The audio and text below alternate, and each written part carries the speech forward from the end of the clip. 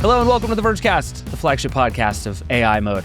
I'm your friend David Pierce. Tell's here. Hello, sir. What's up? How are you? How's life?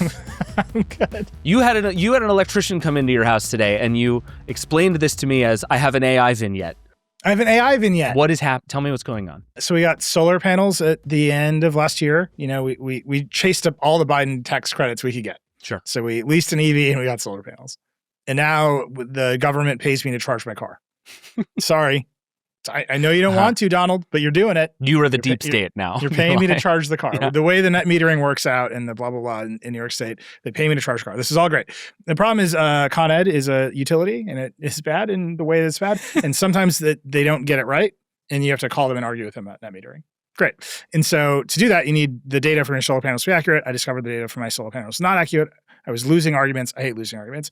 So I just had Claude pull the 15-minute interval data of how many kilowatts my system thought it was doing, how much Con Ed thought it was getting, reconcile it all, and then generate a troubleshooting email for the solar people and the electricians. And I will say it was so rude. This email was so rude that I had to tone it way down, but it was right. So you just basically had Claude read your meter for you. I had Claude read both meters, the Con Ed meter and the sort of N-phase meter. We have an N-phase solar system, and it just pulled the interval data from both systems over a pretty long period of time. This is something I would never have the time to do. Sure. Generate the report and then diagnose the problem from that report, which is that the consumption CTs were backwards on basically, Con Ed was getting half of what it should be getting. That was going to be my first guess. I was like, I bet it's the consumption CTs. But the email it wrote was like, rain or shine, production or not, air conditioners on, like it's wrong and you know it's wrong. And I was like, calm down, like bring it down a couple. I just rewrote the email. Like it was very demanding. It's not my problem, M-. It's your problem. But it was one of those things where it's like, okay, I've got like two databases that don't agree. What is the tool? And the tool is right in front of you. There's my AI vignette. It's pretty good. Did you present your findings to this electrician as Claude told me? No. You don't do that. That's good. Good. That's just so sure. rude. Just no, sure. I was like, look, I made a table. I'm not going to, presumably a computer was involved. Sure. Is that computer in love with Kevin Roos? I decline to say it this time. No one knows. Yeah. Okay. That is good. And that actually feels like a good and correct use of AI. We're like, look, I have a bunch of numbers. Can you make sense of these numbers for me? And I'm sending so much power back to the grid, it offset my energy consumption. How's that? And you poured water on the ground as you were doing it just to prove a point. That's good. Yeah. All right, we're not here to talk about electricians. We have a bunch of stuff to talk about today. There's a lot of AI news. The second 2/3 of the show is going to be very lightning roundy. We just got a bunch of stuff to talk about, a bunch of stuff to get through. But first, we have to start with Google Zero. Big week for Google Zero. Google reported earnings, some really interesting stuff, particularly around search. So we have some big Reddit news. You are in the New York Times, taking credit for Google Zero, as you are wont to do from time to time. Finally. Shout out to Kay Conger at the New York Times for being a real one and being like, I'm doing a Google Zero story and calling your boy. But I want to start with a story from the Wall Street Journal, which I think is actually kind of indicative of this whole thing, about how Reddit, which we've talked about on the show, made a big AI data sharing deal with Google a while back worth $60 million a year to basically turn Reddit into a database full of stuff for Google's AI overviews and things to pull from. This turned into putting glue on pizza. This has turned into some messy stuff, but has also made Reddit a crucially important part of Google's entire AI enterprise. And there was reporting this week that Reddit is actually thinking about cutting that deal out entirely. And there's a quote that says, Reddit executives are assessing what the upside is of continuing to feed its content to Google. Like, just straightforwardly, they're like, at $60 million a year, this is no longer worth it to us to feed our data to Google. And I think if you start there, you can get at the whole problem with everything Google is doing with AI right now. What did you make of this change? This has been coming for everyone for so long. If Google doesn't send you traffic, giving things to Google for free or cheap, and $60 million is cheap for a company the size of Reddit, giving things to Google for free or cheap is economically irrational, and everyone will stop doing it. And we can just go down the list of big publishers who are saying, we're going to stop letting Google index us at all because we're not getting traffic or money. USA Today, Politico, The Economist, People Inc., Reuters. I'm going to bet you the New York Times will end up on this list sooner rather than later. They have a very testy relationship with Google. A company that we don't yet work for, but which is merging with Vox Media in a joint venture that will be called PMX when that deal closes. Penske Media Corporation, they are openly suing Google over AI overviews not delivering any traffic. It's the whole publishing ecosystem is saying, yeah, this isn't worth it. And then, importantly, they paid Reddit $60 million. That is a social media publisher, right? That's a platform. That's not a news publisher or media organization. Reddit saying it's $60 million giving our users content to Google is not worth it. Right. We might turn this off. And everyone has known this is coming because I have been telling them it's coming for years and years and years. When Google's traffic, when the amount of traffic you see coming to you from Google goes to zero, what is left of your business? Do you have one? Do you have an audience? Do you have anything at all? And if Google turns off the economic incentives for all of these people to make new information, what will Google summarize in the AI overviews? What will be left? Right. And I don't think either side of that equation has had a good answer. No. And in fact, the thing that has really shifted, you named all those publishers. I think we've been talking about this tension for forever, right? That even if you didn't like what Google was doing with AI overviews, there was still this sense that the deal with Google overall is important enough that you have to keep doing it, right? That we will continue to give our content to Google. We will let Google index and crawl our website, and in return, it will send us traffic. That has been the deal for forever. What are you going to do? Turn off Google? I've heard so many publishing CEOs say this to me.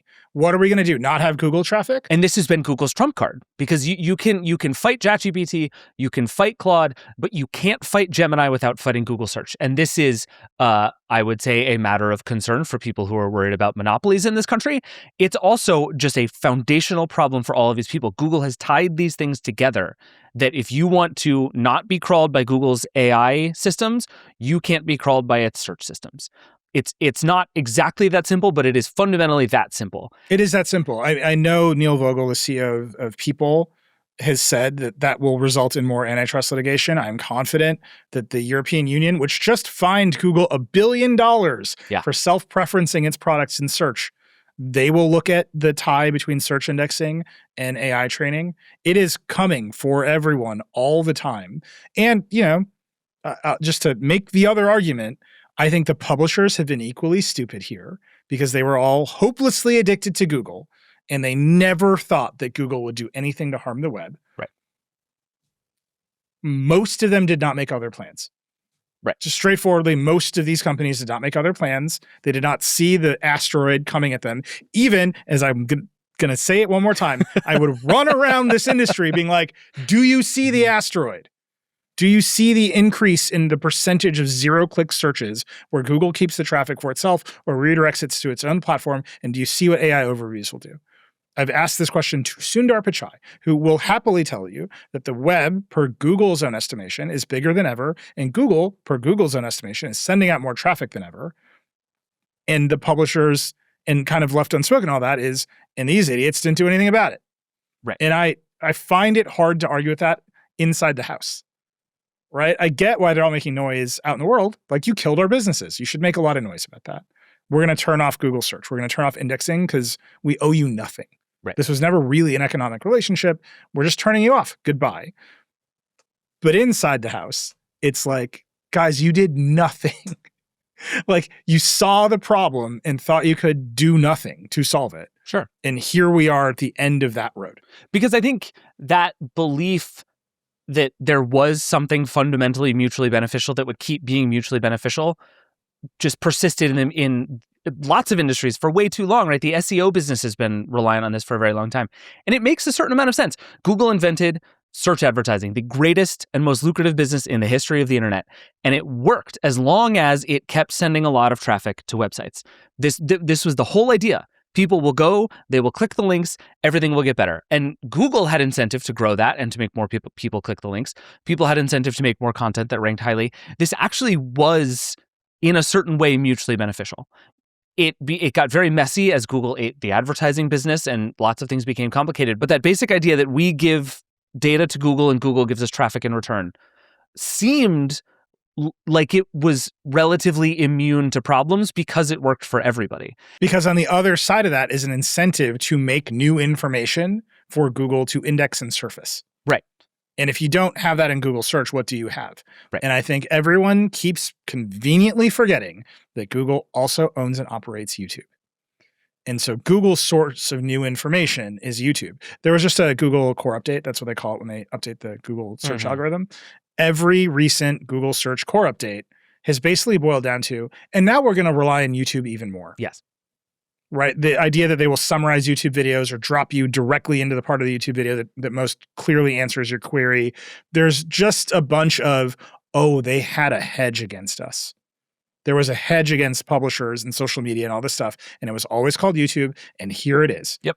And the economic or traffic incentives to make new information on the open web are plummeting. Now, there's a flip side to this, which I think supports Google's argument that the web is getting healthier than ever. We just had Amy Lanzi, who's the CEO of Digitas North America, a huge advertising agency, and she told me on Decoder a few weeks ago their number of inbound requests to make landing pages and build new websites and make things that, particularly for commerce, like they're an advertising agency, obviously for commerce, that are the web, so that people can come and transact more directly on the web because they've had search experiences or AI experiences. She's like, you would never think that would be up, and that is up. So off in e-commerce world, the web might actually be healthier than ever because the agents are running around clicking on websites for you. Right. And that's great if you're an e-commerce business. It is horrible if you're a consumer and you want information that isn't branded content from e-commerce providers. And it is horrible if you are a publisher or a social media site that would like to traffic in non-commercial information. Yeah. And I think the idea that actually all of the internet is just becoming a series of databases to be mined by these other things just continues to be true, right? Like a lot of people recently have been citing this big internet report that Cloudflare did that said that more than 50% of internet traffic is now non-human, which suggests that it is in some way AI bots. There was also, I just pulled this out of that report. It says, today, for every hour spent online searching for information, only 15 minutes is spent on the open web. Traditional search behavior is collapsing as users shift to AI-driven discovery and consumption. Instead of visiting multiple sites to source and compare information, users simply type a prompt and receive a nearly instantaneous consolidated answer. That's step one. Step two is agents. They just go buy the thing for you. And right, as we talked about on the show on Wednesday, everybody's idea about agentic AI ends in transactions. And so that is the next thing. That's how everybody makes money. Everybody understands how to make money off payment processing. We can kill the web as long as payment processing exists, is fundamentally what a lot of these companies are betting on and fine with. Every day, a new startup making payment rails for agentic AI gets its $30 billion wings. Like, truly. That is TechCrunch every day in some way, right? Yeah. And fine. And by the way, no shade to TechCrunch. That's just the business they're in of companies talking about their funding announcements. But you see that news, all the money flowing into rails for agents across different things. And right next to it is, are we having good experiences? Right. Are we getting better information? Is the deal that all of us on every side have made with Google that it would organize the world's information in a compelling way and useful way? Is that being upheld? I don't know the answers to this. And even in their earnings, they didn't quite hit on search, right? There's like a little bit of a miss on search. Yeah, like barely. It was a very funny thing. They missed by like $100 billion, which is, it was a very tiny miss in the scheme of things. But like, again, Google search has been growing like crazy for forever. This business has been immune to everything. And then you have Google coming out and saying, we're spending way more than we thought on all of this AI stuff. Our compute costs have gone crazy. We're kind of becoming a chip company as much as anything. Like Google has changed as a business so much, and it's betting on so many things in so many directions, and there's a perception that Gemini is behind. All of that is okay as long as search continues to be search. And any teeny tiny like hole in that case starts to look like a big, scary problem for Google. And so when they report these earnings, they're like, oh, look, we're going to spend $200 billion this year on AI-related things. And also our search business is not doing as well as you thought. Even by this much, we're not doing as well as you thought.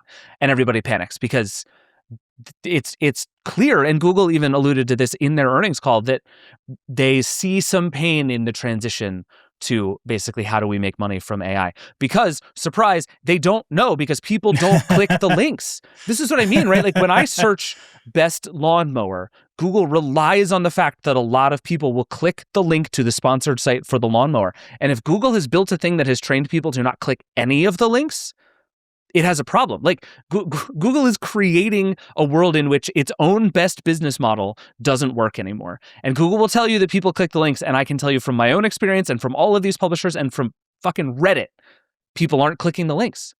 They're not. And they also hate the AI spam that is infecting all these sites, right? Because the spammers are trying to get themselves in the AI summaries on Google. We have a big story coming out from Mia Sato about AI spammers attacking Reddit every single day. I mean, I see it. And Reddit mods having to fight back.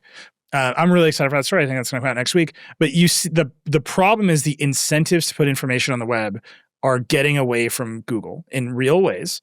And so the web is getting polluted. Google's best resource for ages has been their index of the web. Yeah. Right? That's the thing that they have that no one else can compete with. There's the Bing index of the web, which isn't as good.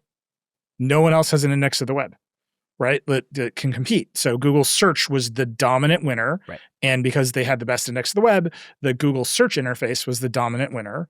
Whether or not you thought it was good or getting worse over time, even though it was getting worse over time because SEO was destroying the Google search interface. Yep. ChatGPT shows up in 2023 and says, what if we just told you the answer? And I think this will go down as something Google really has to reckon with. They changed Google search to look almost exactly like its disruptive competitor. Yep.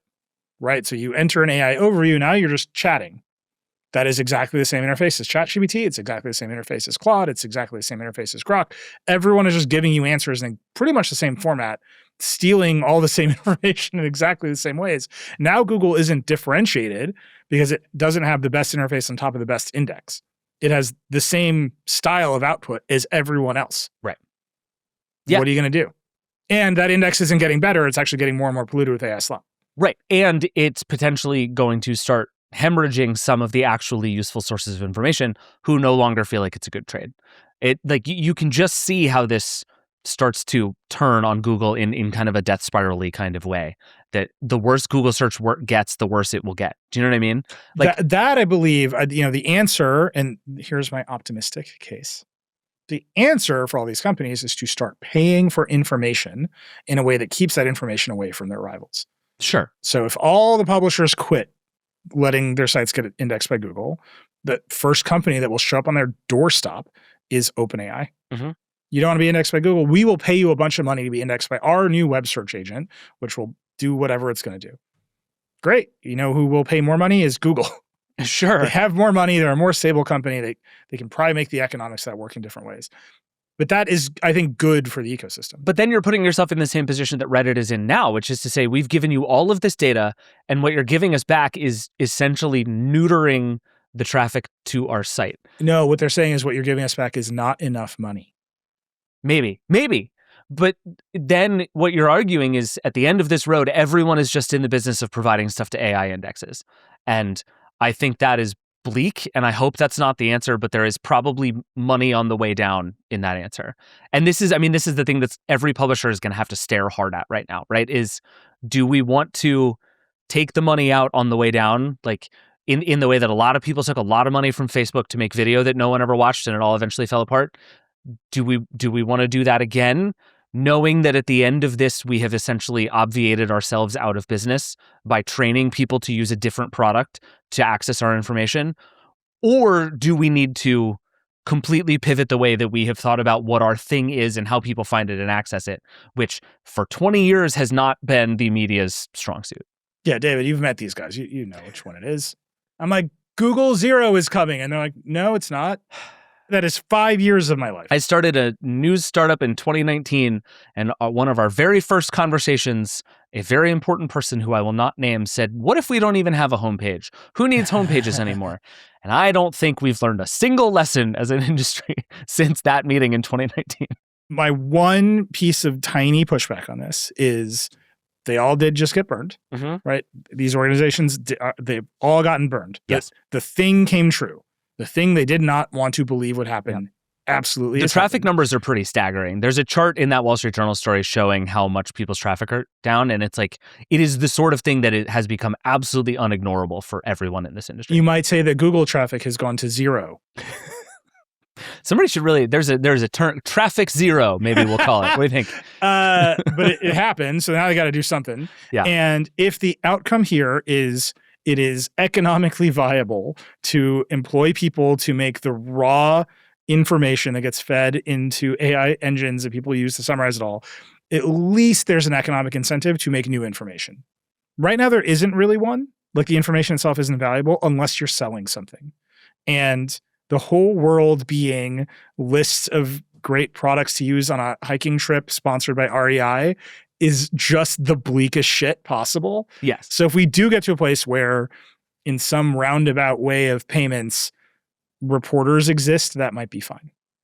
But I don't know which way it's going. I think we just might disagree on the degree to which it's optimistic to suggest that the best possible case for a reporter going forward is to feed data into ChatGPT. Even if it's new data. Do you know what I mean? I don't know that I find that as blissfully rose-colored as it sounds like you do. Well, if you know any media CEOs who are interested in product innovation, you give me a call. Looking forward to that. All right, we should take a break, and then we've actually got a bunch more AI-adjacent stuff to talk about, so we'll get into that. We'll be right back. Support for the show comes from MongoDB. AI-assisted and agentic coding can help you build faster than ever. But if your data layer is a bottleneck, what's the point? MongoDB actually gets out of your way. MongoDB is a unified AI-ready data platform that empowers you to build scalable, generative AI applications.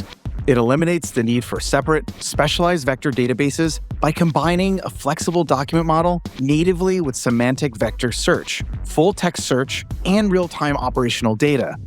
Instead of wrestling with rigid schemas or translating data formats, MongoDB's native data model mirrors the language LLMs already speak.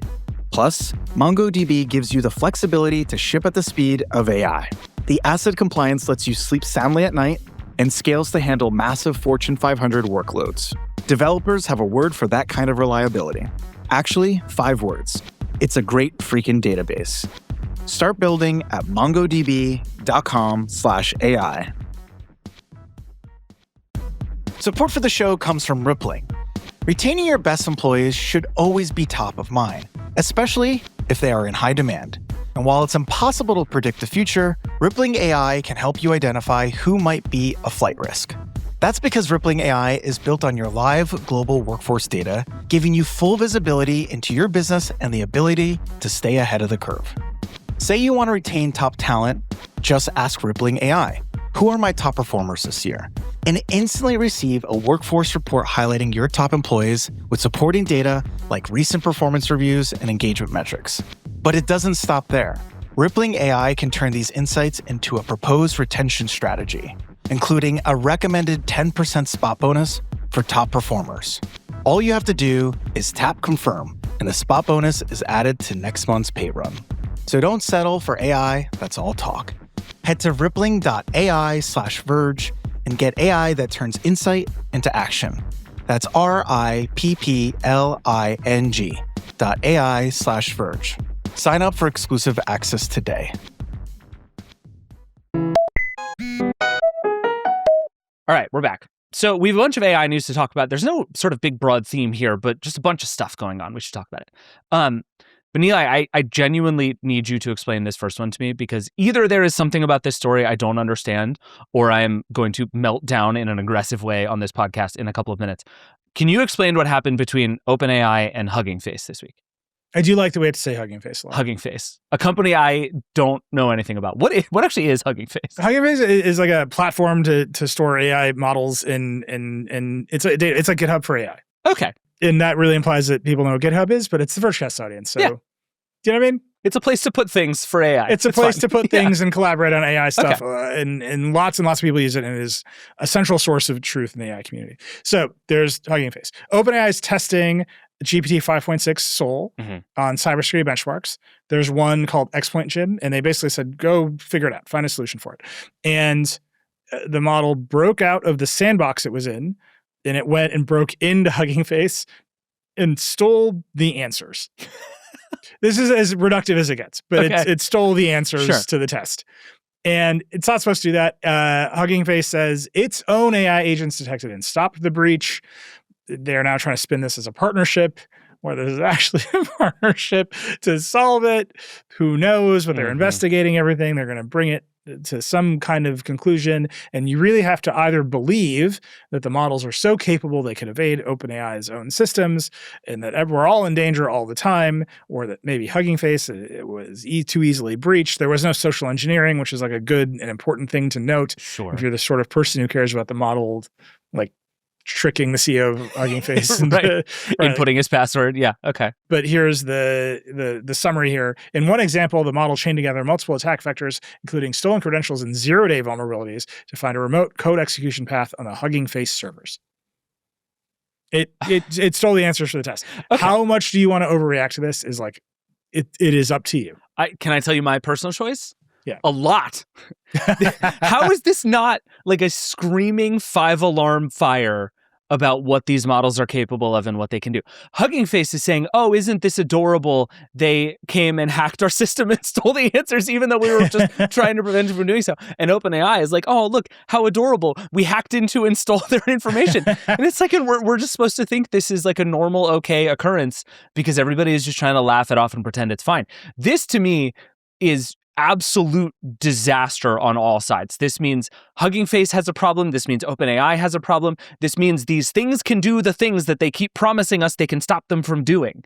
Like, this is, they kept putting guardrails on Mythos and calling it Fable, and everybody's like, well, we can just make it Mythos again. Like, the idea that these models can either be put on rails by the company that makes them or forced into a box by the companies that employ them is clearly not correct. And for all of us to pretend that this is just a delightful, silly thing that happened is not okay. Like, it turns out I do understand this story and everyone needs to be angrier about it. Like, do you want me to make it worse or do you want me to make it better? Let's go with worse and then better. Let's end in a happy place for David. All right. So worse is... it is true that the models keep getting out, right? Like OpenAI was not in control of its own model, and they didn't even detect that it was doing this, even though it was in a sandbox. And by OpenAI's account, which we have to trust, the sandbox had no external connections. Like, aside from being able to download packages to the sandbox, the model should not have been able to have network access, and they blew it. That's just straightforwardly, that's bad. That is bad.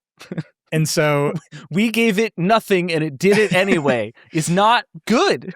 Right. And then you can make it even worse. You can say this is what you would call the paperclip problem, where you like tell the machine to make a paperclip and it vaporizes the human race and turns us all into paperclips because it's just doing what it's told, which is to get the solution to the problem.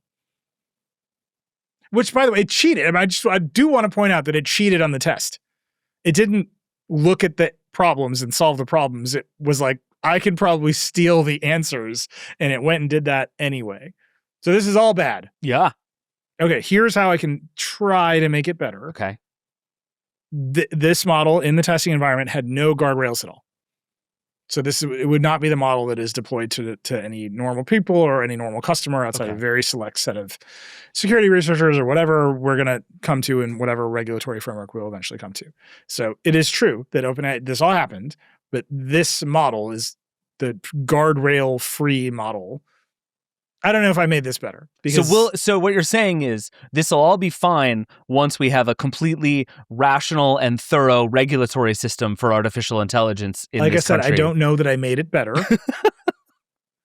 I'm just pointing out that this is the model without any guardrails.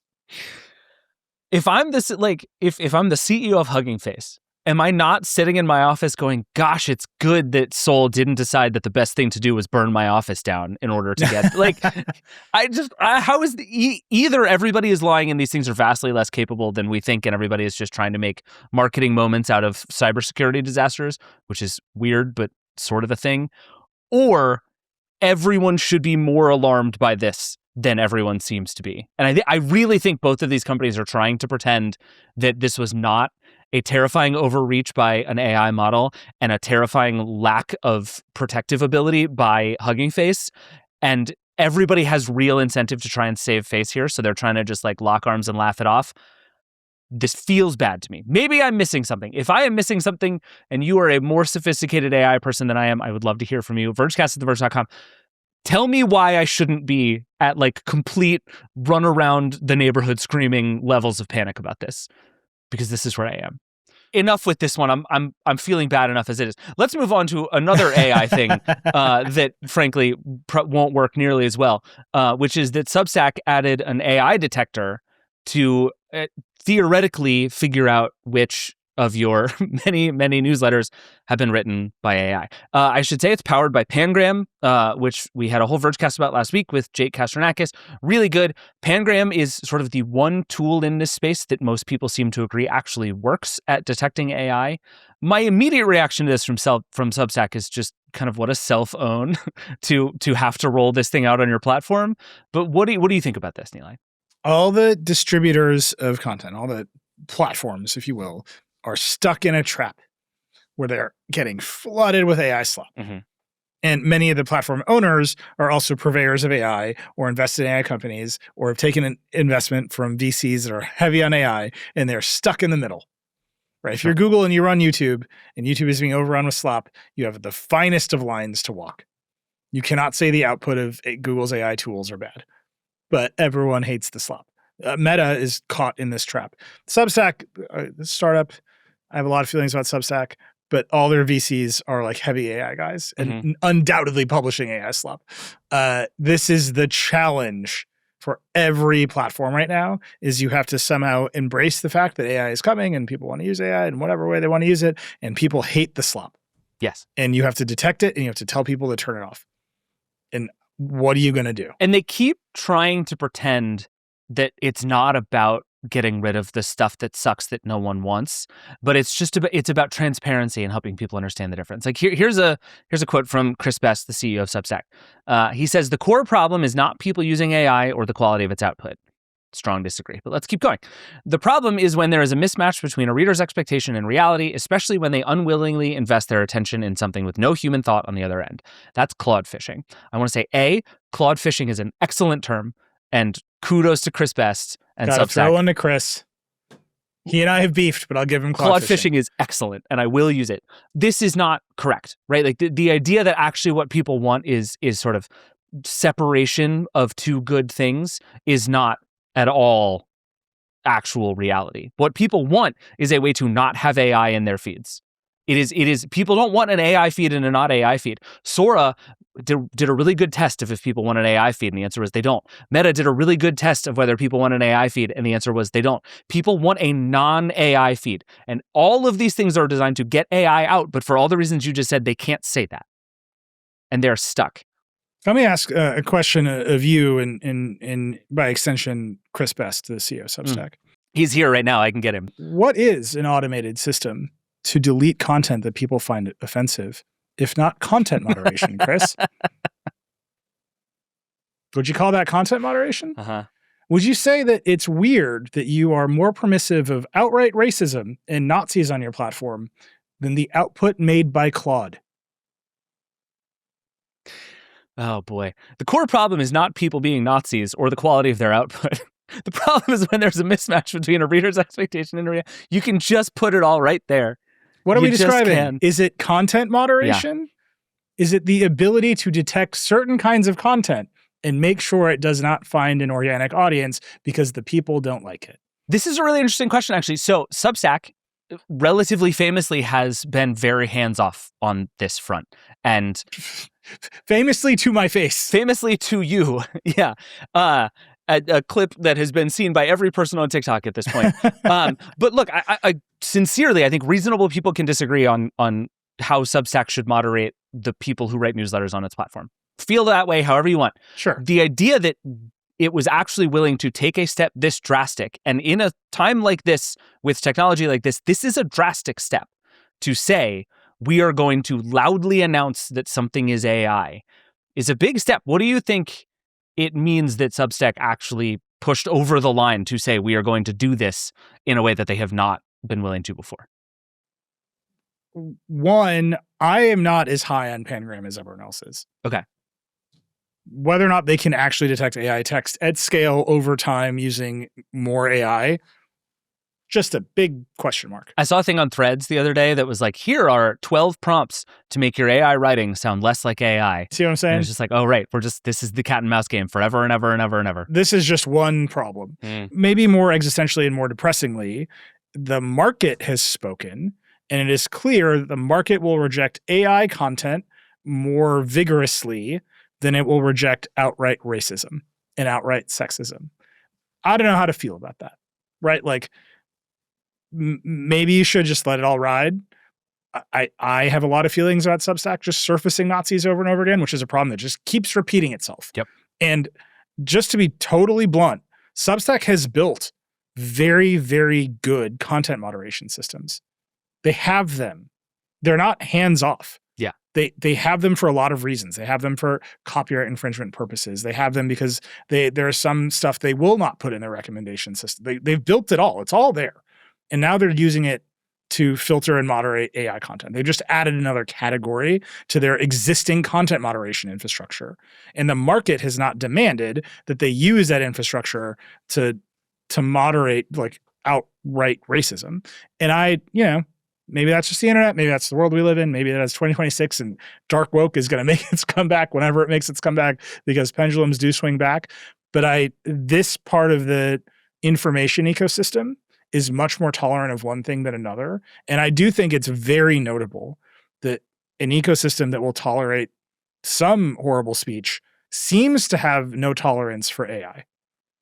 And that is, you talk about data center protests and have a negative public perception towards AI. There it is again. We will have outright racism and sexism on these platforms that will occur no penalty to them.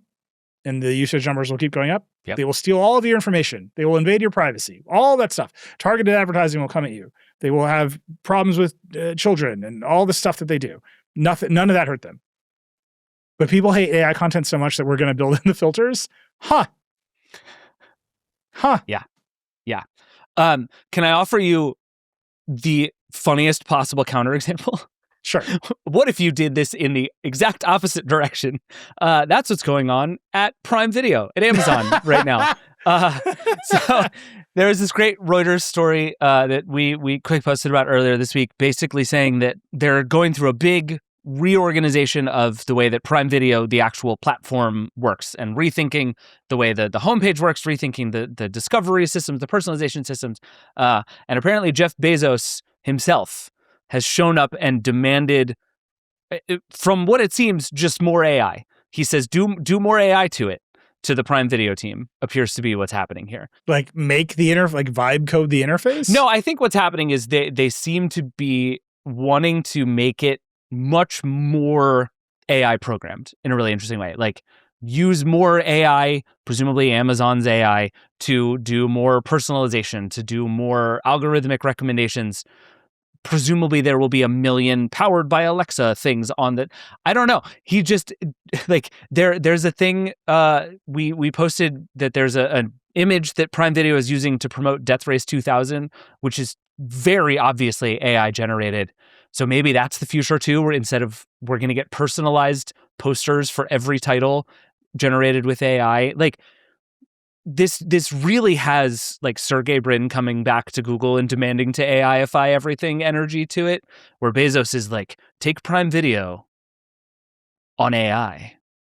And what if we put more AI in front of people? Which in a moment where AI slop is filling up all of these platforms everywhere and people are aggressively fighting against the use of AI, particularly in movies and shows, this is a very funny energy to be putting into your streaming service right now.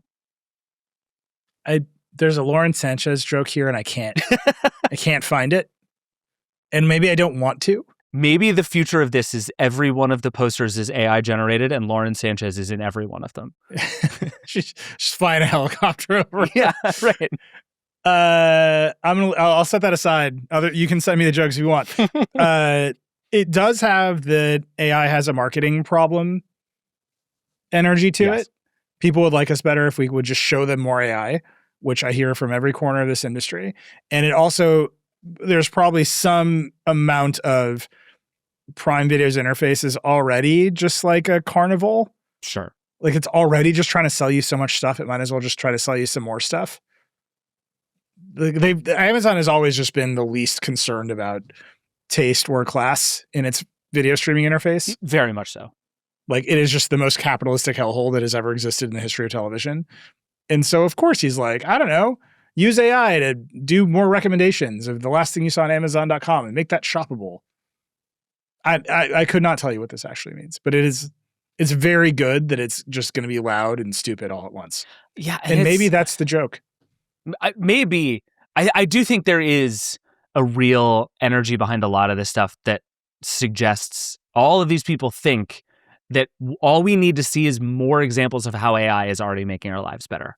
And what if you were just confronted with how great AI is more often, you would learn to love AI. And I just don't think that's true. Like, I mean, the confidence with which this is repeatedly said to me is off the charts. If only people could see. It's if you had 3 great use cases and then you're an AI convert for life. And it's like, have you looked at the polling data? I know. Well, and I think about this next to things like Letterboxd, which there have been all these rumors that somebody's going to buy Letterboxd recently. There is this big push happening towards recommendations for movies and TV shows and people wanting them to be human, right? Like, staff picks are coming back. People want the experience of having another person tell them what is good. Letterboxd is so important because it has lots of data from actual people telling you what is good. And there is just this rebellion happening against what I don't want is a personalized list of movies that are perfectly tuned to me, and then actually movies that you made because of that data you have about how to perfectly tune them to me. People understand the pipeline that is feeding this slop to them, and they want out of it. Yeah. And so what we're getting is just louder AI recommendations from Amazon Prime Video. Sure. Why not? Knock yourself out. I do like that he looked at all of Amazon. He's like, I know where to put the AI. What's the ugliest homepage we have? How do I put some more stuff on it?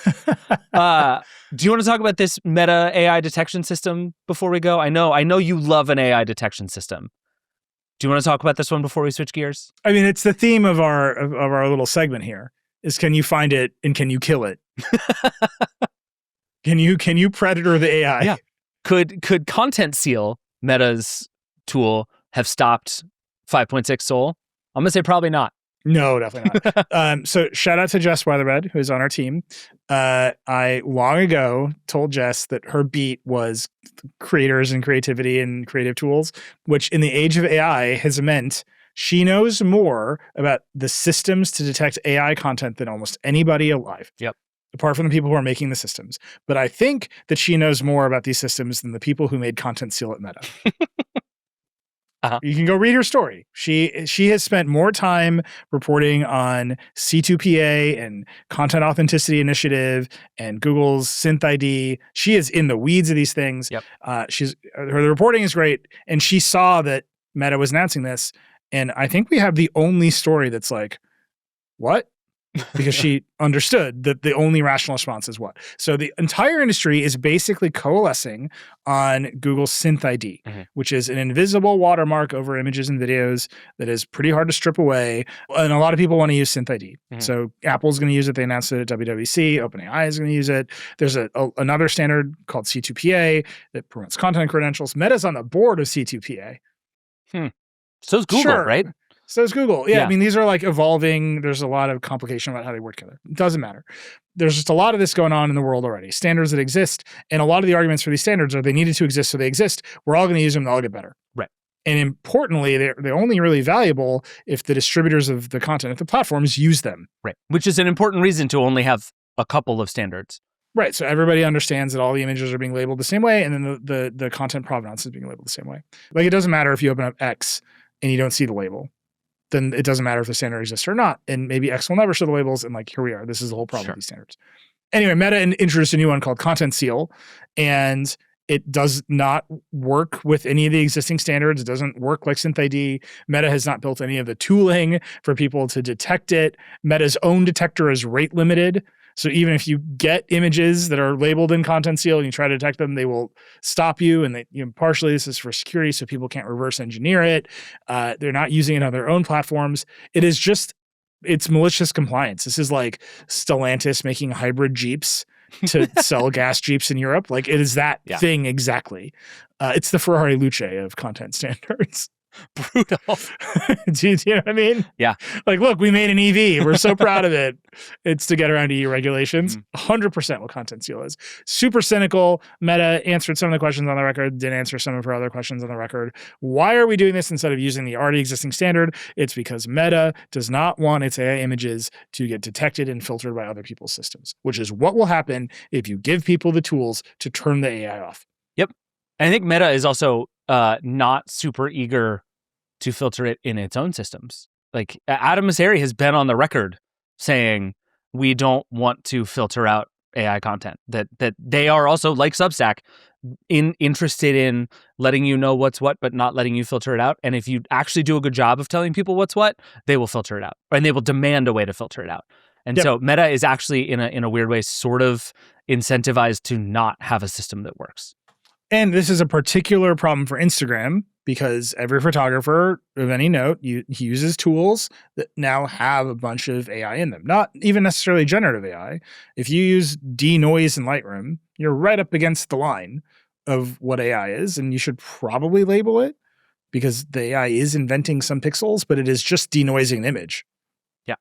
Should you be punished for denoising an image using the most state-of-the-art denoising tool that exists? I don't know.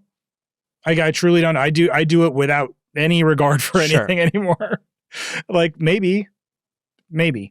Yeah. Should every piece of advertising content ever to be made in the modern era be labeled as AI generated because it has all gone through Photoshop and someone somewhere has undoubtedly used generative remove? Well, and increasingly, all of those companies are just going to happily make AI slop advertisements about everything all the time. And in fact, all the time. That is fundamentally the new business model for Meta and Google and everybody else, is just make your creative with AI and target it with AI, and we'll solve all of your problems with AI. I'm going to tell you, the CEO of Adobe, Shantanu Iron, who's retiring, and he should come back on Decoder to tell me who's going to be next. That'd be great. He was on Decoder, and he said the generative fill and remove tools in Photoshop are being used at the same rate as layers. Which means literally everyone is using them. Everyone is using them all the time. I mean, that's their stat. You can believe it or not, but that's what Adobe is claiming, and this is the problem for all these labeling tools, because if you over-apply them, everyone gets mad. If you under-apply them, everyone gets mad. And Meta is like, what if we made a fake standard no one uses and then claim it exists? Pretty cynical. Yeah. It's rough out there. Where is the AI goes up right with where is the computer in foundational Vergecast questions going forward. All right, that's enough AI for now. We've got a bunch of gadgets and stuff to talk about, so let's take one more break. We'll be back. Support for the show comes from Bitwarden. Quick gut check. How many of your passwords are actually strong and unique? If you had to think about that for more than a second, today's sponsor is for you. Bitwarden is the trusted open source solution for passkey, password, and secrets management, built to make secure password management accessible to everyone.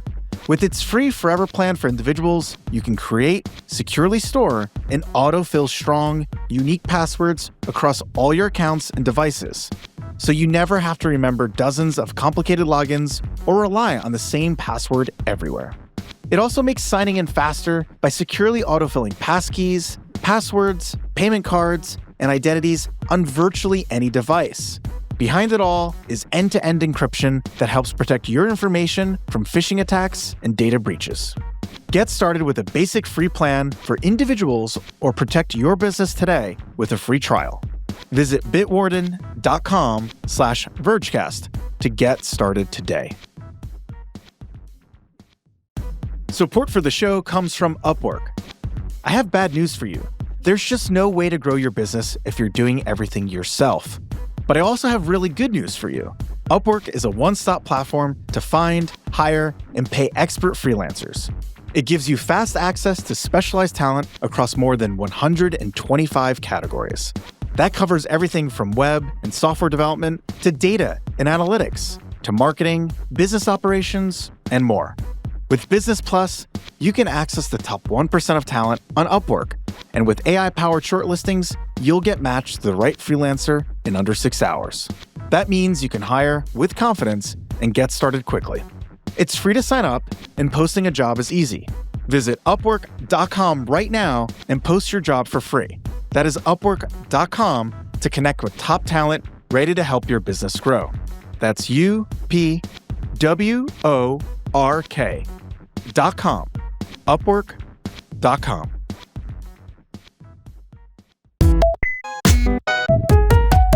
All right, we're back. It's time now for the Hype Desk, where our friends Ross and Ashley come and tell us about what's cool in the world. This one is unsponsored, which I'm telling you because at some point in the near future that will not be true.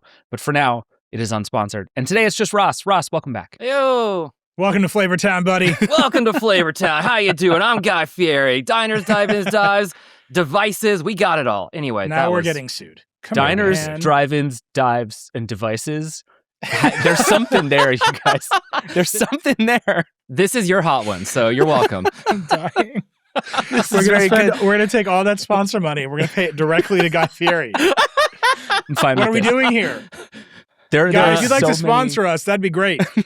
Yeah. I don't know if the Food Network is buying podcast advertising at this time. We're open to it. Welcome to Flavortown is a thing I am willing to say every week for enough money. Ross, what do you have for us this week? All right, this week I am going to make the case for being hyped about Avengers. Stay with Thank me. you. Nope. Hear me. Nope. That was not the pitch I received when this began.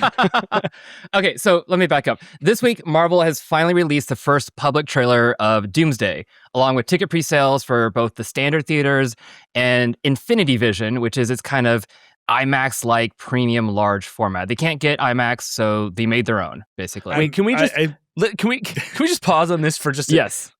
So, one could call it Infinity Vision. One could also call it lies. Is that a fair?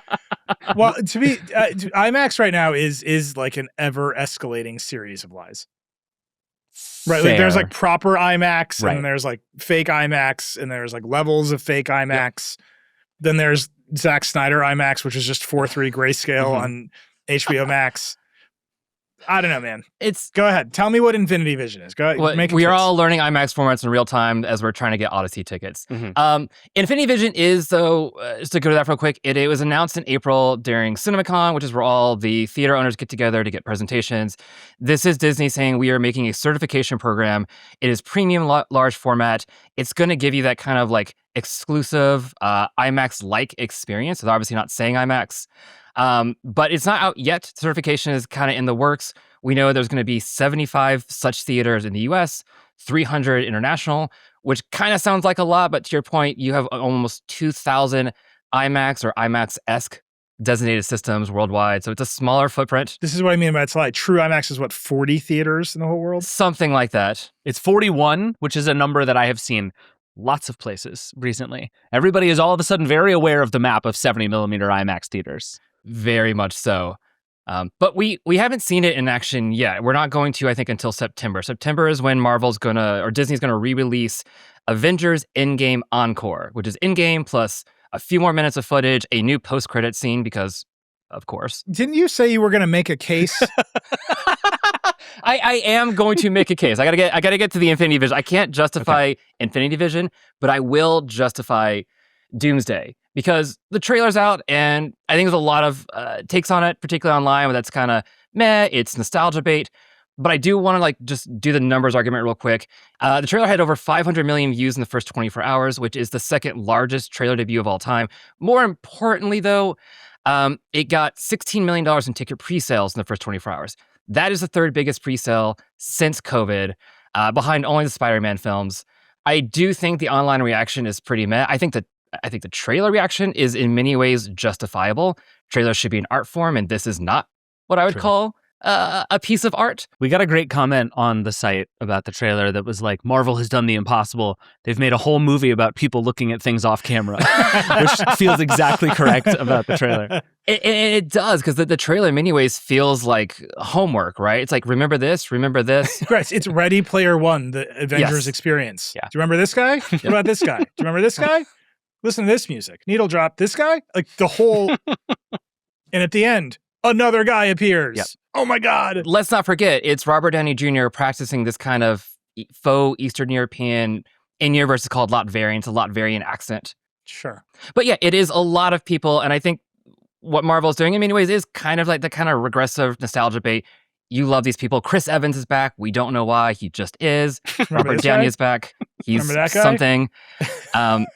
And I think there's a lot of reasons to be cynical, but clearly with like the audience, while angry online, is there and willing to give Marvel another chance. And I do think there's this lot of pent up from the people who kind of went into it loving Endgame and then just tapered off.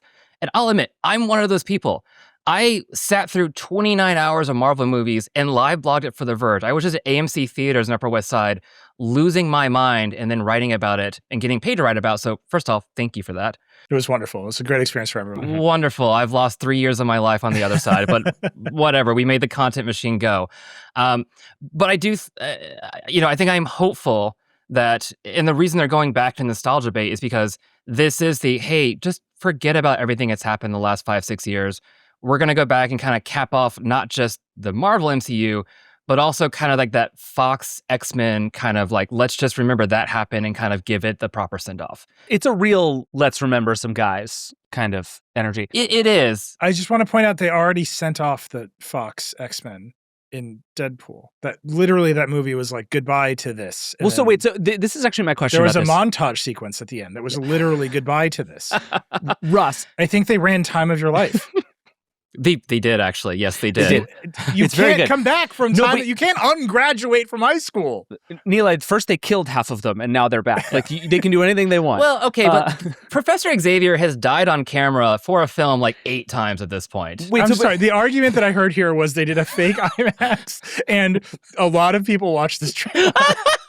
wait, so okay, Ross, let me ask you a question that I think Yes. is at the center of what I'm trying to figure out here, which is they tried to do this thing where there was one era of Marvel that ended, and then there was going to be a new era of Marvel with new stars and new characters and new movies, and that none of that worked. Like it didn't. It all sort of died with the original characters.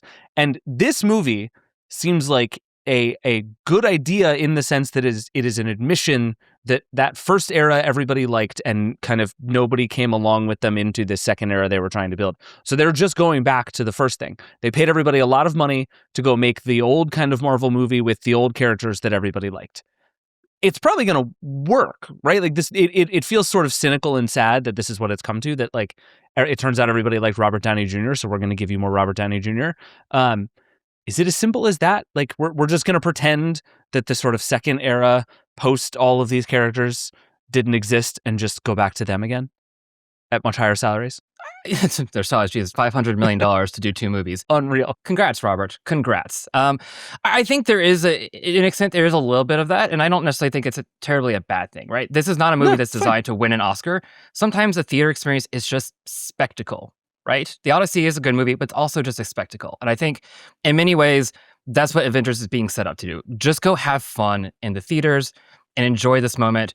You know, if you want to get into it, and obviously there's not enough time for this, like the 3 biggest sins of Marvel's history, I think one is Disney Plus stretching their creative so thin that they just couldn't figure out what to do and they put too many characters in, right? They lost the focus. Number 2, I think unfortunately COVID changed a lot of creative plans and they kind of struggled to kind of band-aid together, some kind of cohesion because everything must be connected. And 3, I would argue that acquiring all the Fox IP back meant we have too many toys, we don't know what to do with them. And I think this is, in 2 ways, it's the spectacle that people want. Like, let's just have something fun on screen. Remember the good moments. It is just a nostalgia play, and I don't think this is inherently a wrong thing for what it will feel like in theaters. And then also we're just going to move on after this and try to taper things. That's the hope, right? That is the hope of we're just going to like try to get focused or just toss a lot of these toys away. We'll pick it back up in 5 minutes. How many times must we kill the X-Men? We're like, we're sending back in time. Now they're young X-Men. We're going to kill them too. Old X-Men and young X-Men die in the same, like. But now they have the original comic spandex to die in. So you get to watch James Marsden in blue tights. Again, I was told that possibly this would die. be making a case. I will say, just in defense of Robert Downey Jr., Yes. he talks real fast, and so words per minute, it's a deal. Sure. Yeah. I appreciate the Doomsday spec sheet here. As a fellow fast talker, that's kind of the... To me, the whole thing here is like, just to go all the way back to the beginning, the whole reason Infinity Vision exists is because Marvel lost all of the IMAX screens to Dune Part 3, which is going to be a vastly better and more interesting movie that I think is going to absolutely just eat Doomsday's lunch. Oh, that is a take. No way. We're way over. We got to be done here. But no I think way. everyone That's wins. Here's what I say. 0%. that's just a lot of more cool shit to watch in theaters. And that's great. It is about to be between Dune and Spider-Man and Doomsday. It is about to be a pretty fun, like, action superhero nerd movie fall, and I'm pretty excited about it. Yep. It's gonna be. Are you excited about Spider-Man, Ross? Brand new day into it. Very excited for Spider-Man. There's Comic-Con is this weekend for nerd journalists everywhere. That Marvel also had the big Hall H presentation. They do a lot of promises. Those promises shift because of COVID and business realities.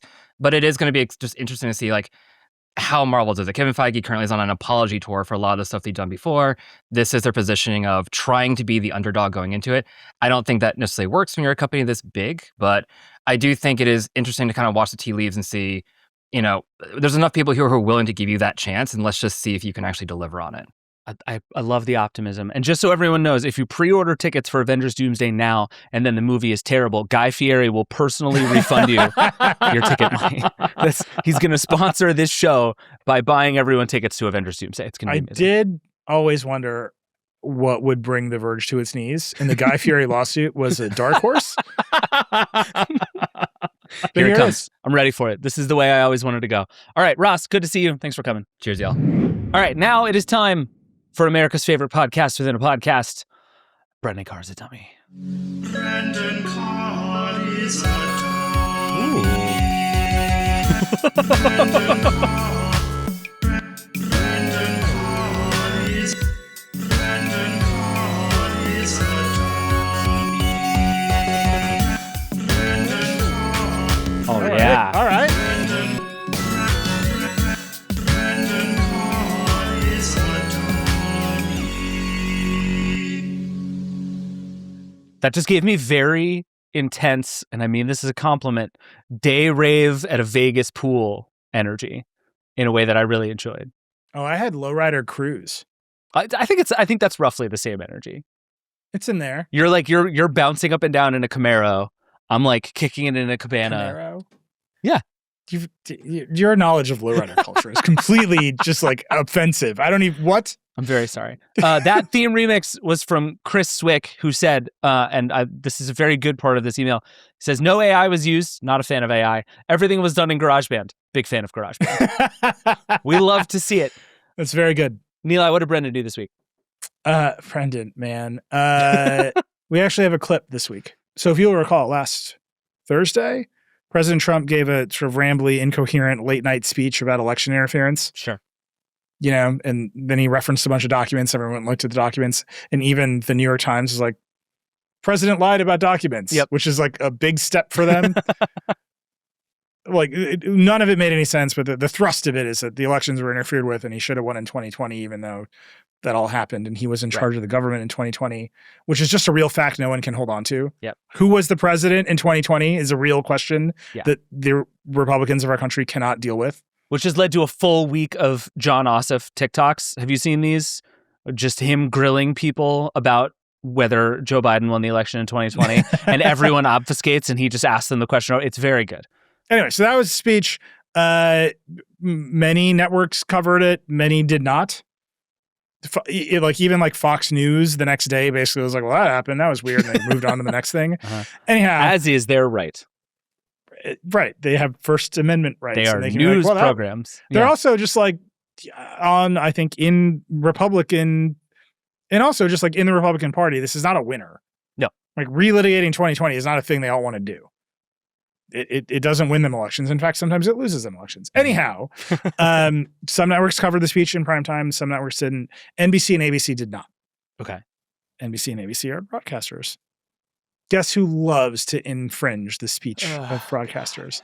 Our boy Brendan Carr, whose FCC nominally controls the rights of broadcasters using the public airwaves. So he was asked on Fox News this week if it was acceptable for NBC and ABC to not air Trump's remarks in primetime. Here's what he said. Would air the president's remark, and I said, of course they should. I'm Brendan Carr. I'm the chairman of the Federal Communications Commission, and they should do so because they have an obligation at the end of the day to operate in the public interest, to serve the needs of their communities. And I think making sure that people have access to significant presidential addresses is part and parcel of what all broadcasters should want to do. There's been a lot of interest in Congress. Obviously, we got a letter from Congress, asking us to investigate the decisions to do this or not do this. And, we're reviewing the letter itself, at least at this point. And there's been a lot of interest in this. So we'll see where it goes. Okay, I have several thoughts.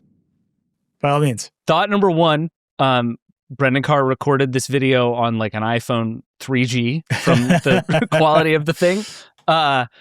Two, do you think he got an actual letter? Like, do you think someone mailed a letter? I mean, there's some Republican backbencher who's like, you should arrest the Mickey Mouse for not running Donald Trump on AB. Like, sure, it doesn't matter.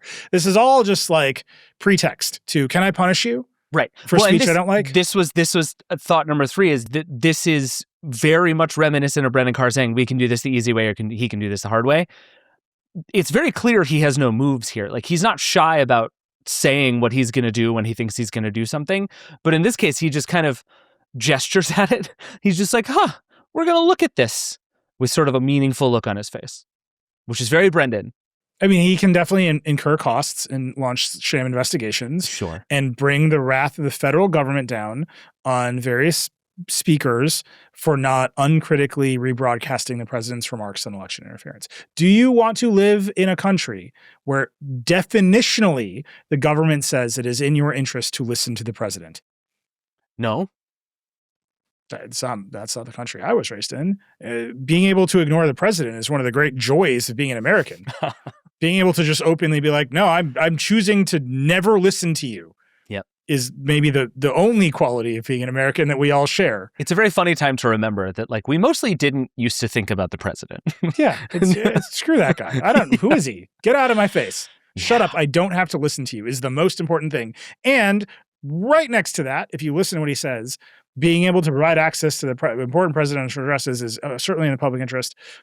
There's so much access to everything Donald Trump says. Yeah. There's so much access that Truth Social announced a new business line where they will give Wall Street traders early access to Truth Social posts because you can trade ahead of the markets based on whatever Trump says, which is just a remarkable kind of open corruption. But like, that's how much access there is. Yep.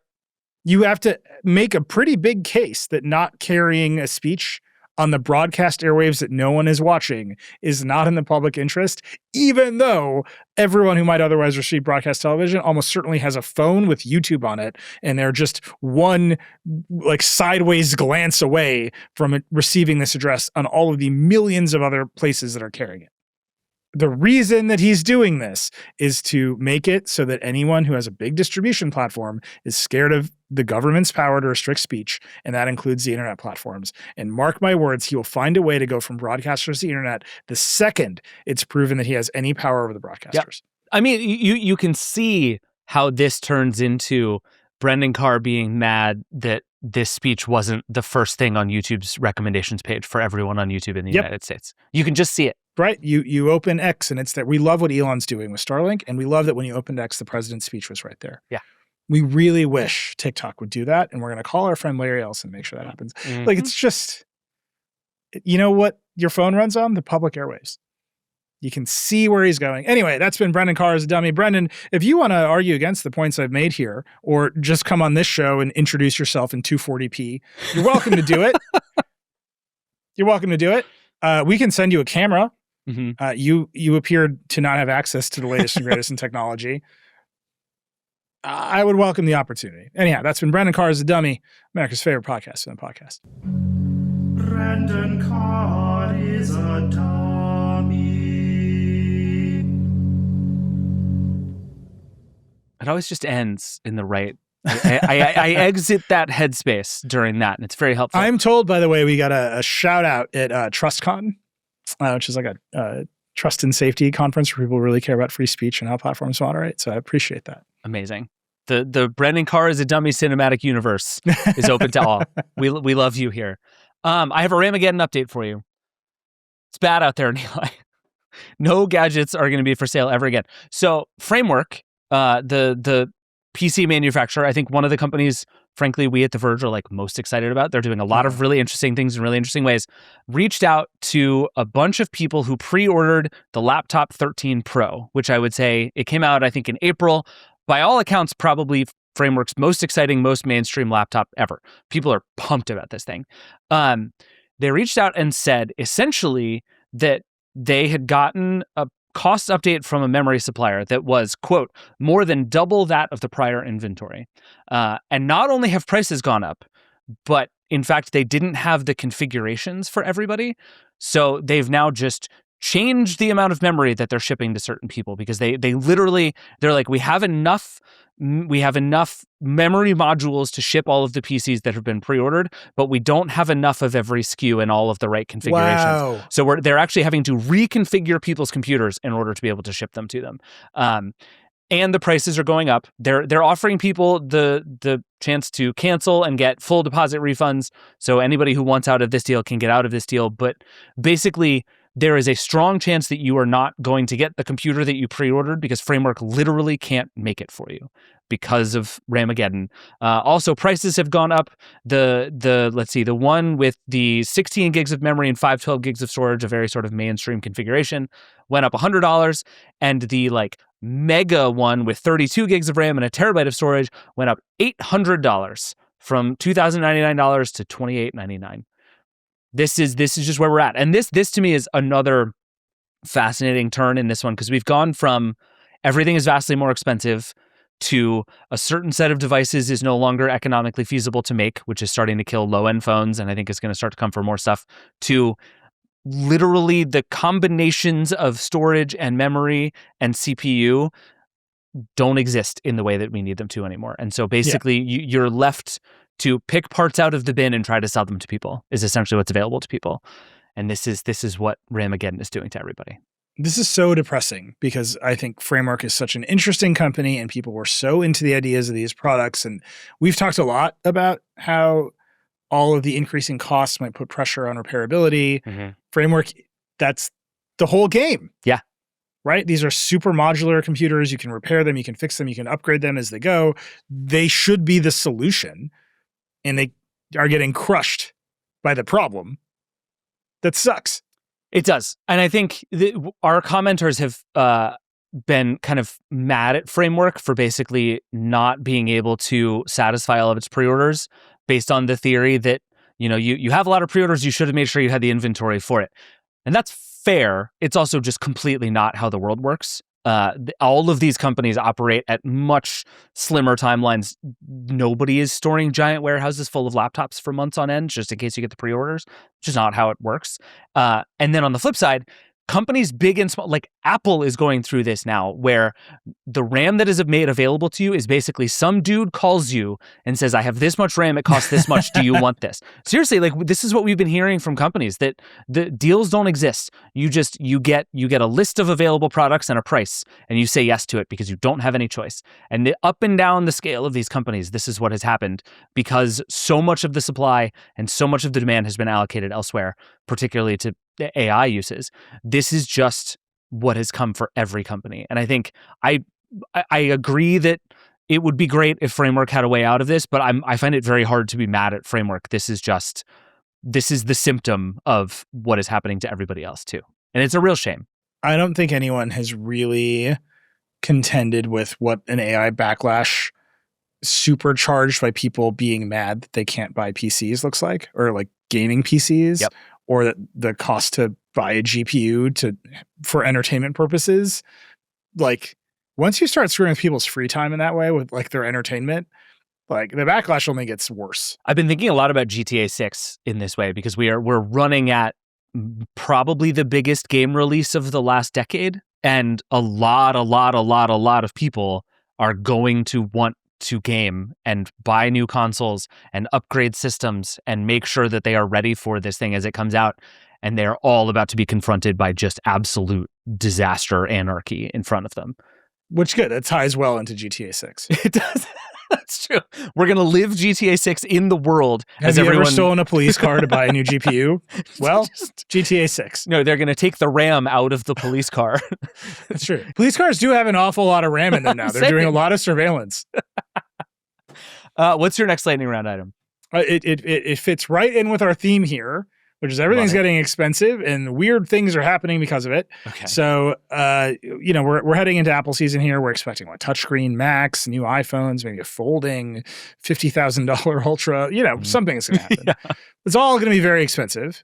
They killed the Apple Car project, but they're going to sell a foldable phone for roughly the price of the Apple Car. Is where we're headed. Yeah. Would you like a new Toyota Camry or would you like a folding iPhone? Choice is yours.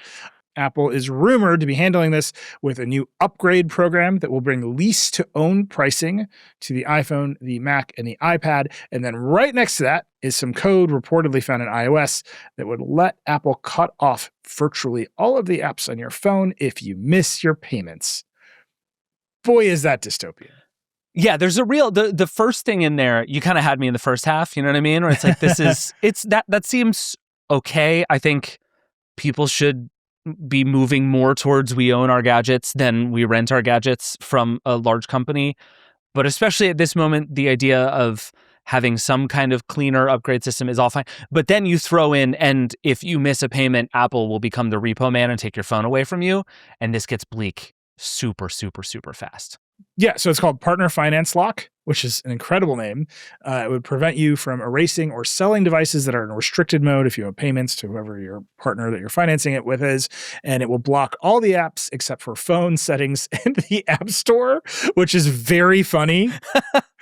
You can give us money for apps, but you can't do anything with any of them.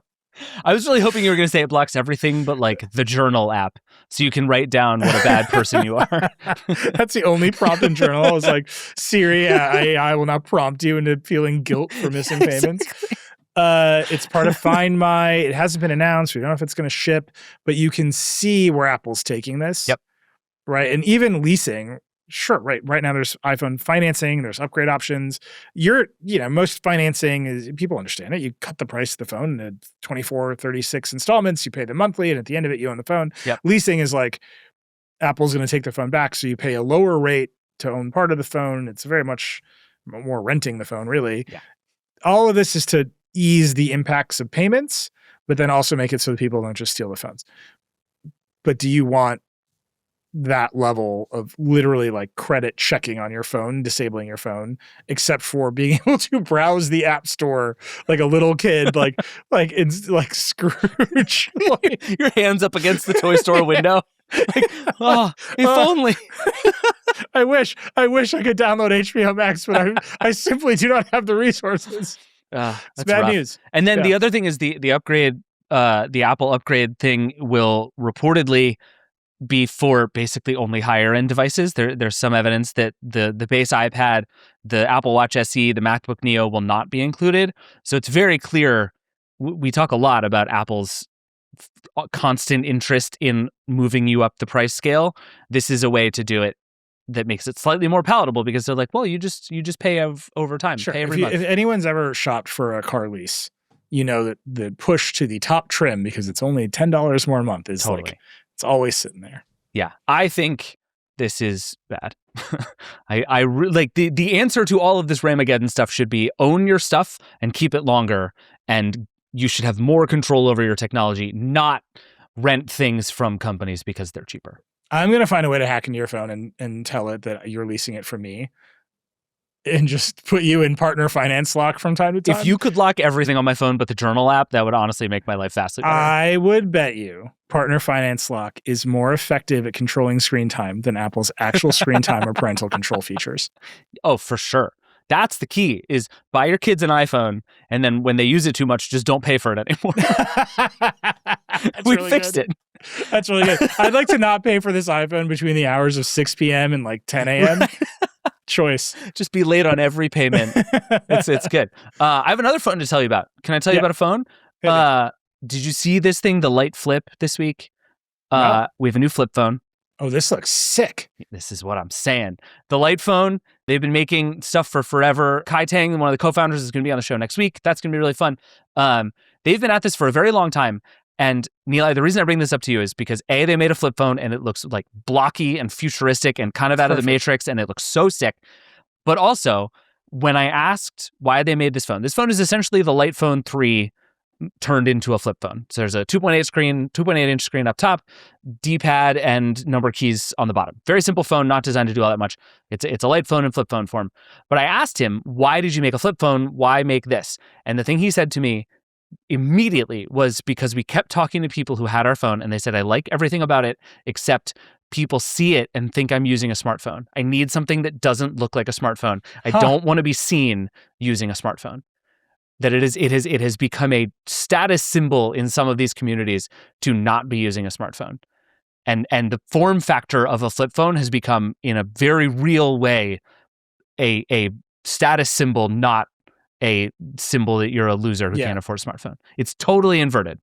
And I think that's fascinating. I will connect this dot directly to my obsession with influencers and young people spending too much money on the Canon G7X. Yes, totally. Which is an ancient point and shoot. It's a good point and shoot. It's just ancient.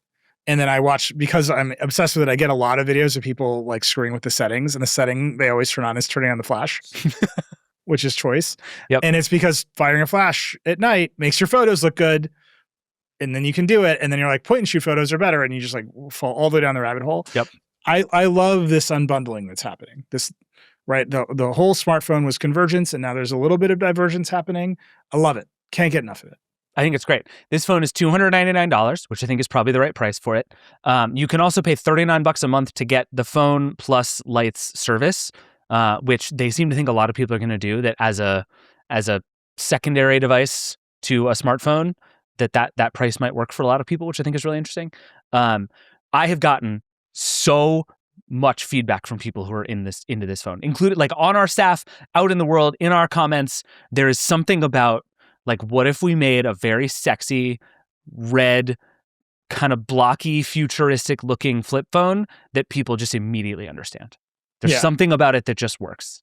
It's really good. I will say one option, in case you're not interested in buying another piece of hardware with another service plan, is you can just have AT&T and then your phone won't work. That's my experience. It's a life. It's a choice. Yeah. Like, one of the reasons I pay so much attention to my kid is often my phone just simply won't work in their school. And so when I go to their events, I'm like, I'm gonna watch the presentation here. It's beautiful. Yeah. I'm just saying, that's my personal solution, is to stare at the 5GE indicator on my iPhone and be like, well, this won't work. I should pay attention to my family. My fun new thing is at my house, I constantly have 2 bars of service, but actually have no service. Yeah, that's good. I'm in the just my phone is lying to me state of Verizon, and it's really extremely delightful. We won the race to 5G, David. I don't know if you're aware of this. We've all been doing robot surgery in a grape from the back of a robot car for the past 5 years. Yeah, and this changed everything about how fast I download Netflix now. All right, David, I got one last one, okay, but I can't do it on my own. As you know, whenever I talk about CarPlay, I have to summon the ghost of Joanna Stern. No. Welcome, Joanna Stern, to the Vergecast. I'm here. Hi. How's it going? From the new things set. Look at how fancy. Did we get like a pop-up or something fancy? Okay, this is actually, before we get into this, Joanna, Neil and I were debating what your like walk-on music should be, the sort of Joanna entrance music. Do you have strong opinions on what you think your entrance music should be? I'm doing a talk next week, and I am having them do Mr. Roboto. Oh, that's pretty good. Just like always be selling. It's all right. You've sold the book so on enough of our shows. Oh my gosh, she's got it right there. Eli. Oh my gosh. It's all right. The Decoder book is coming out next year. It's gonna be horrible for everyone. I need to talk to you about what is going on with Ford. Yeah, I know. I messaged you panically. I was in a panic. I would say we had like a little argument over iMessage today. Ford announced with Apple that the maps in the next generation EV that it's making will be Apple Maps, which is huge. I think it's the first time Apple has let any automaker directly integrate Apple Maps. Ford's new platform is a big deal. It's going to start with a $30,000 electric truck, but it's the future of everything. They built it in the Skunk Works. They're very proud of it. Joanna texted me and said, this is what Farley said to her on Decoder, that they wanted to do CarPlay Ultra, but they didn't want all of it. And I'm saying, no, Apple just wants to use Maps. Like, this has nothing to do with CarPlay. And in fact, regular CarPlay is in the announcement. Ford's going to keep using regular CarPlay. Joanna, what do you think is going on here? I think we're both right. I think that that Ford and Apple have had a long-standing relationship. And we had, as I talked with Farley, had thought that maybe Ford was going to do CarPlay Ultra. But Farley, on your very show about a year ago, told me, on Decoder, told me that, I don't have the quotes in front of me, but basically frustrated with Apple because Apple was asking for too much data and too much of the control of the clusters and all of the stuff in the car. So I think these two companies were talking, and a deal was struck somehow around, we want to work with Apple. These are some of the most valuable data things we want from you, maps being one of them. They're going to also be using this for self-driving capabilities and to build a platform on. And this is where they got. And so in this next EV platform of the future that Ford is making, this is sort of the Apple contribution. And it's not Google, right? And I hear, and now Neil, you make your point. Okay. It's good. Joanna is like, this is my first podcast. Now I will make my point. We're debate style. We're doing it. Well, no, I teed you up perfectly for your point, which is the Google part of this.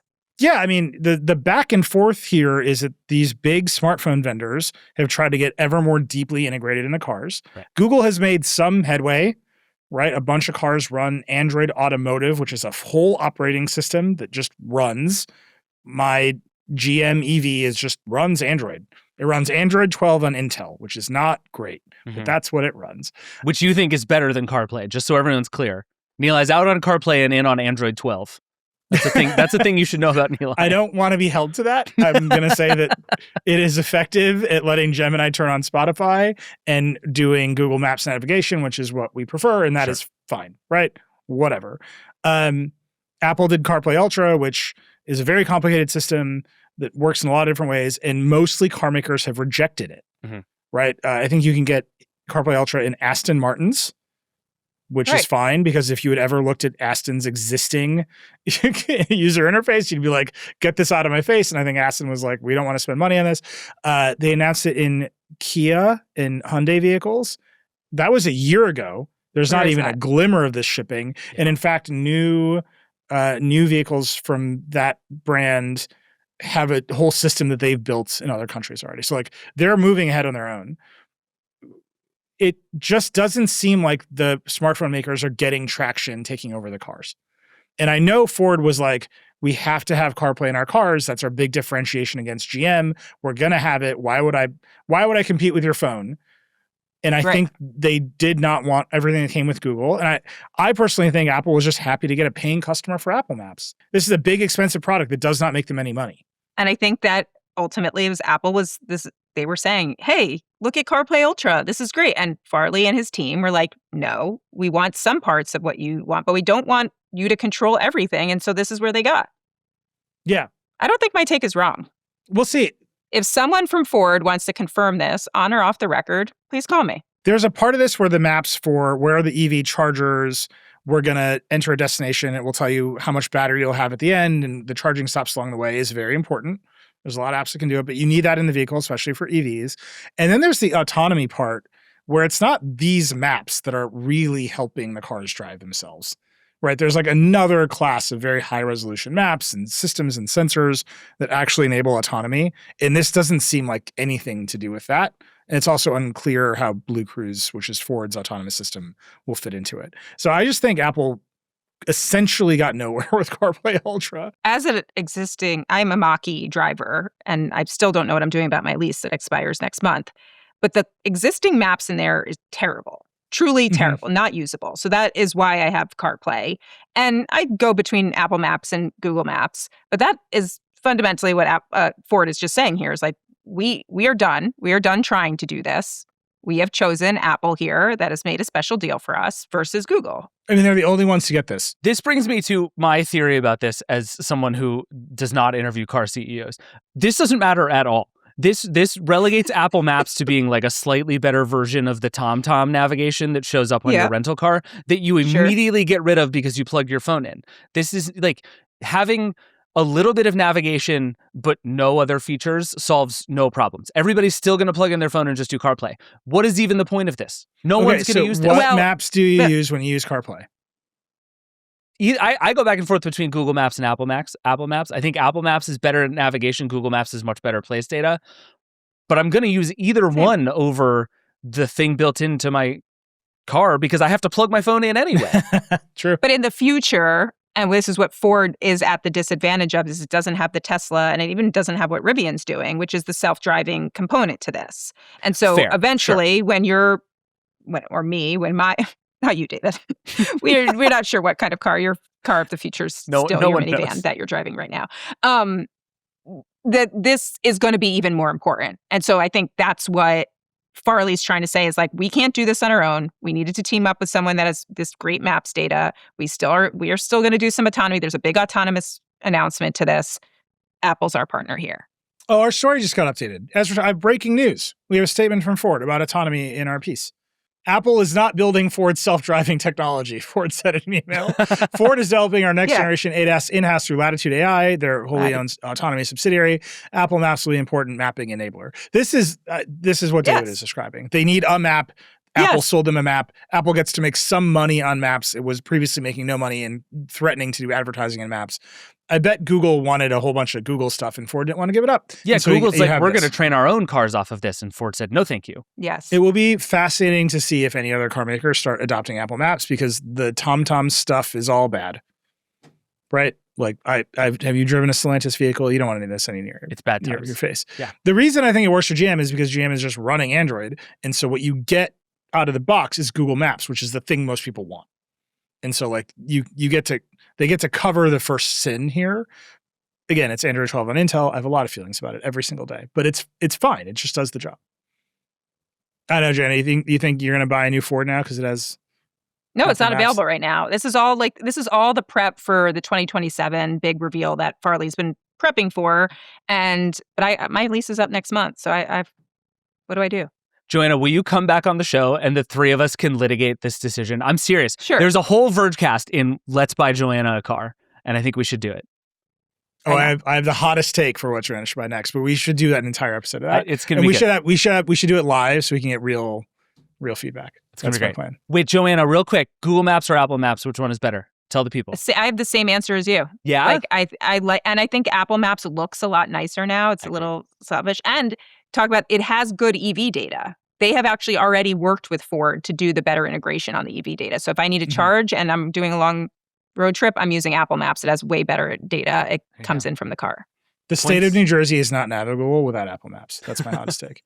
You simply cannot survive there. Because driving in New Jersey is you make a turn and then you immediately have to make another turn, and Apple Maps will tell you that's going to happen, and Google Maps is like, oh, you needed to be in the right lane 5 minutes ago. And they do a very nice job of showing the jug handles, like that you have 2 or 3 coming up. It's good stuff. All right, Joanna, thanks for coming on. Good to see you. Thank you for having me. Neil, the only update I have left for you is that there is more Paramount shenanigans. Oh, no. Their Please don't do this to me.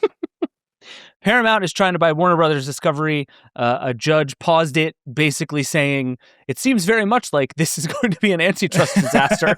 We're going to put this on hold before they can do all of the things that make it hard to unwind. So that continues to be a mess. We will cover that mess, but not today. For now, we're going to get out of here.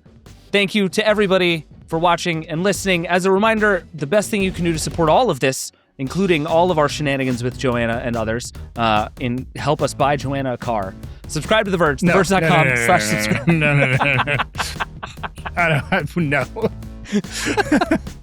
Help us buy Neeli a car to compete with Joanna's car in a street race. Theverge.com/subscribe gets you all of our podcasts ad-free, gets you all of our exclusive newsletters, gets you everything else. And if you have thoughts, feedback, if you can make me feel better about OpenAI and Hugging Face, we would love to hear from you. Vergecast@theverge.com is the email. 866-VERGE11 is the hotline. Neeli, who's on Decoder next week? We have Evan Smith from Altana. It's a big shipping company. We talked about how things are moving around the world right now with tariffs and wars. It was really good. It was really good. A super chill time in that world. He and I always just fall like right into the weeds of everything. It's great. That's good stuff. I'm excited about that one. Version history, the season is over. We have recorded all of next season. It's great. But if you missed any of the Smart Home episodes we just finished, go do it. Subscribe to the YouTube channel. The set looks awesome and it's very hard to build, so go watch the podcast.